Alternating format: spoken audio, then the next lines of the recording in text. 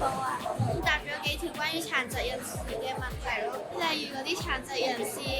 喺嗰啲有啲咩生活有啲咩困難啊，我哋用咗啲咩方法嚟解決？學習嗰個面部表情，同埋即係手語。ADHD 嗰啲啦，幫輪椅裝飾嗰啲啦，有殘障人士做咗啲咩工作啊嗰啲。好玩，玩咗保齡啦，好開心，玩咗視力障礙嗰個，好玩啊！夢想挑戰好好玩。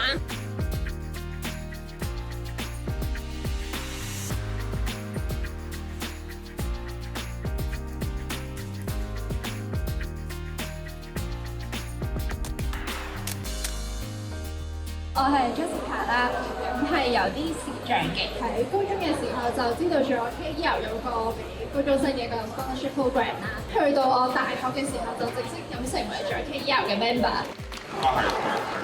我而家係一間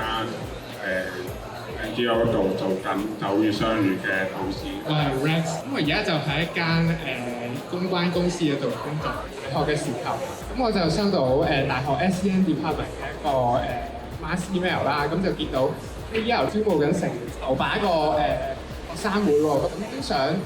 透過參加呢個學生會嚟識下唔同朋友。因為我而家份工好需要面對 external 唔同嘅 parties 咁樣啦，咁喺 KEL 都俾咗好多嘅機會我去 collaborate 唔同嘅 business 啊，去同人做一啲嘅 communications 啊，咁都令到我可以更加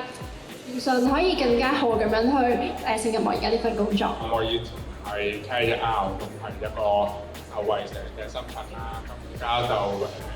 真係社會素養啦。我覺得呢個身份嘅改變咧都好有意義嘅，因為可以做到一個榜樣俾我嘅學生知，因為我嘅學生佢哋都有啲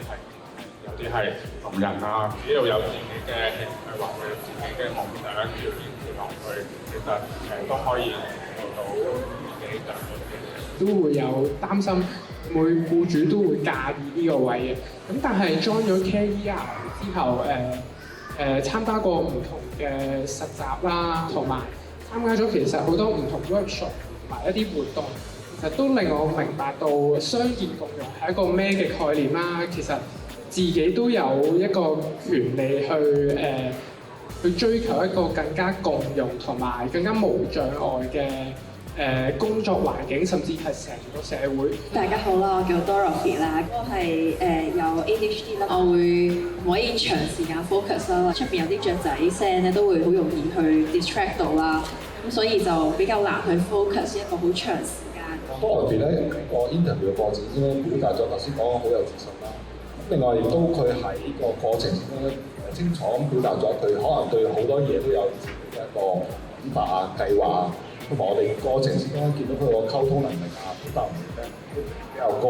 同埋可以課思到即係如果我請咗佢翻嚟之後咧，應該往後會同我啲同事咧應該都合作得幾好。就算我哋個普通人都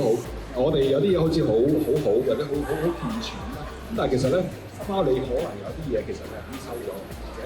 嗰樣嘢可能一啲可能傷